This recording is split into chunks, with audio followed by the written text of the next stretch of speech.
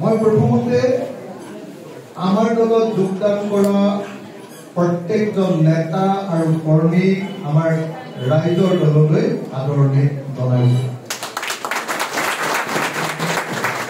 এটা কথা মনত ৰাখিব লাগে যে আপোনালোক তৃণমূল কংগ্ৰেছৰ পৰা আহিছে, বিজেপিৰ পৰা আহিছে, কংগ্ৰেছৰ পৰা আহিছে আৰু এজিপিৰ পৰা আহিছে। এজিপিৰ পৰা অহা মানুহবিলাকে বাৰু আঞ্চলিকতা কি সেইটো জানে। আঞ্চলিকতাবাদৰ জাতীয়তাবাদৰ তেওঁলোকৰ অভিজ্ঞতা আছে। কিন্তু যিসকলে ৰাষ্ট্ৰীয় দলৰ পৰা আহিছে, বিজেপিৰ পৰা, তৃণমূল কংগ্ৰেছৰ পৰা, কংগ্ৰেছৰ পৰা, তেওঁলোকে সকলোৱে মূলতঃ আমাৰ সংবিধানখন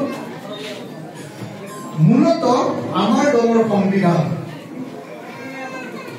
আৰু আমাৰ দলৰ কৰ্মসূচী সংবিধান মতে নীতি নিয়মৰ সমষ্টি। আমাৰ দলটো কেনেকে চলে গোটেই কথাবিলাক সংবিধানত লিখি থোৱা আছে। আৰু কৰ্মসূচী মানে আমি যদি চৰকাৰ কৰো, আমাৰ দলে চৰকাৰ গঠন কৰিলে কি কি কাম কৰিব, পুৰা এই কথাবিলাক লিখি থোৱা আছে। মই আপোনালোকৰ ইয়াত যোগদান কৰা সকলোৰে হৈ তৃণমূল কংগ্ৰেছৰ প্ৰেচিডেণ্ট, প্ৰাক্তন প্ৰেচিডেণ্ট, জিলা সভাপতি আৰু প্ৰাক্তন কংগ্ৰেছ দলৰ নেতা বাবুল সোণোৱালক মই এই দুইখন উপহাৰ দিছো, যাতে তেখেতসকলে গোটেইখিনি কথা পাতিব। 10 মিনিট সময় ধৈৰ্যৰে যদি কথা নাপাতো তেতিয়াহ'লে আমি অসমখন কেনেকে বনাম। সেইকাৰণে মই তাকো এটাও কথা নাপাতি 10 মিনিট সময় ধৈৰ্যৰে কথাখিনি শুনিবলৈ অনুৰোধ কৰিছো। প্ৰথম কথা যে ৰাইজৰ দল অকল আঞ্চলিক দল নহয়। ৰাইজৰ দল আঞ্চলিক দল হয়ে, কিন্তু লগতে আঞ্চলিকতাবাদী দল। আঞ্চলিক দল মানে এটা অঞ্চলক লৈ কাম কৰা দল, মানে অসম, মানে এটা অঞ্চল অসম। সেইকাৰণে অসমত কাম কৰিলে আৰু বেলেগ ঠাইত ক'তো যদি কাম নকৰে সেই দলটোক আঞ্চলিক দল বুলি কয়। কিন্তু আঞ্চলিকতাবাদী দল বুলি কাক কয়?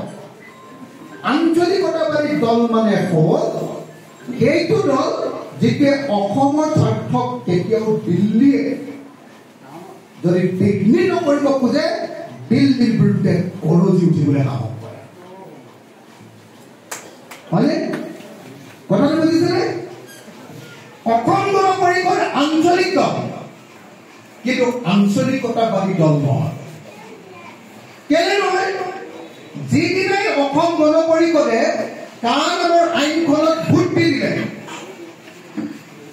ভাৰত চৰকাৰে ক'লে বোলে আমি হিন্দুত্বৰ নামত বাংলাদেশ, পাকিস্তান আৰু আফগানিস্তান এই 3খন দেশৰ পৰা অহা হিন্দু মানুহবিলাকক যেতিয়াই আহক 2014 চনৰ 31 ডিচেম্বৰ বুলি যদি কৈছে, সেই মানুহবিলাকক আমি ভাৰতত নাগৰিকত্ব দিম।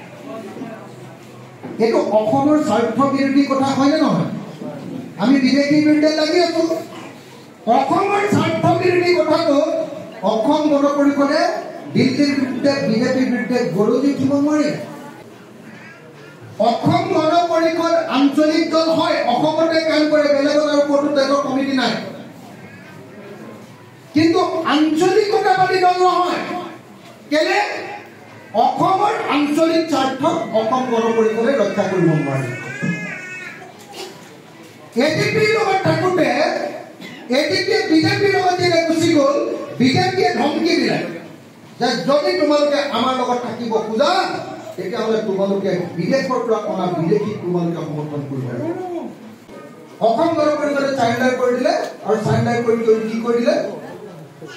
চাৰেণ্ডাৰ কৰি ক'লে যে ঠিক আছে, বিজেপিয়ে যদি বিদেশী আনিব খুজিছে তেতিয়াহ'লে আমি সমৰ্থন। সেই দিনটোৰ পৰা আৰু অসম গণ পৰিষদ আঞ্চলিকতাবাদী দল নহয়। আঞ্চলিক দল হয়, কিন্তু ৰিজনেলিজিমটো তেওঁলোকৰ নাই। আমি ৰাইজৰ দলে কি কৰো? আমি ৰাইজৰ দলে কওঁ যে কোনো পধ্যে অসমৰ স্বাৰ্থ বিঘ্নিত কৰি কোনো বাংলাদেশী তেওঁ মুছলমান যদি হয়, মুছলমান হ'লেও আমাৰ যদি হিন্দু হয় হিন্দু হলেও মানি নলওঁ, যদি খ্ৰীষ্টান হয় খ্ৰীষ্টান হলেও মানি নলওঁ। কিন্তু ৭১ চনৰ আগতে যদি আহি অসমত বসবাস কৰিছে তেতিয়াহ'লে হিন্দু মুছলমান খ্ৰীষ্টান দুই আমি সকলোকে মানি লওঁ। কিন্তু ৭১ চনৰ ২৫ মাৰ্চৰ পিছত অহা কোনো মানুহকে আমি কেতিয়াও অসমত বিদেশী কেতিয়াও গ্ৰহণ। এইটো আমাৰ ষ্টেণ্ড। কিন্তু অসম গণ কৰিবলৈ এইটো ৰাখিব। আজি যেতিয়া অসমত তেল ওলাই, অসমত তেল ওলাই, চুলি ওলাই, হয়নে, চাহপাত পায়। অসমৰ মাটিৰ তলতে যে ১০০ টকাৰ তেল ওলাই অসমে ১২ টকা ৫০ পইচা টেক্স পায়, ৰয়েলটি বুলি কয়। ১২ টকা ৫০ পইচা অসমে পায়, বাকীখিনি কোনে পায়? কোম্পানী আৰু ভাৰত চৰকাৰ। আমি ১০০ টকাত ১২ টকা ৫০ পইচা পাওঁ, কিন্তু বেছি টকা কেন্দ্ৰীয় চৰকাৰে পায় আৰু বেছি টকা কোম্পানীবিলাকে পায়। আঞ্চলিক দলবিলাকে কি কয়? আঞ্চলিক দলবিলাকে কয় যে আমাৰ অসমত ওলোৱা তেলৰ মালিক ONGC বা অইল বা কোম্পানীখনে নহ'ব। অসমত ওলোৱা তেলৰ মালিক অসম হ'ব লাগিব। আমি ১০০ টকাৰে মালিক হ'ব লাগিব। আমি কেতিয়াও কোম্পানীক আমাৰ সম্পত্তি এৰি দিব নোৱাৰো। যদি ১০০ টকাৰ ১০০ টকা পাওঁ তেতিয়াহে আমাৰ সকলো ৰাস্তা স্কুল ঘৰ ধুনীয়াকে বনাব।